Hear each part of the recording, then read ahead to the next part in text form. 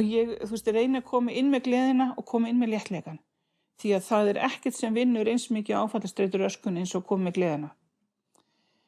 En ég átti í vandræðum með að halda uppi andlitinu og ég sverða, ég bara, það hlýtur að hafa frosið nokkru sinnum á mér andlitið þegar ég kom inn til þeirra. Þetta auðvitað það versta sem ég séð. Fyrir kjallarann borga þau á annað 100.000 krónur, en ráðgert að leigan hækki 50.000 á næstunni. Eigandinn leigir út fleiri ósamþykktar íbúðir. Matthildur vandar honum ekki kveðjurnar.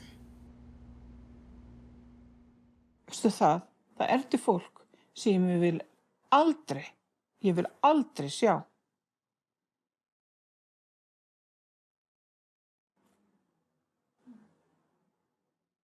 Ég hef talað við hann, það var nóg.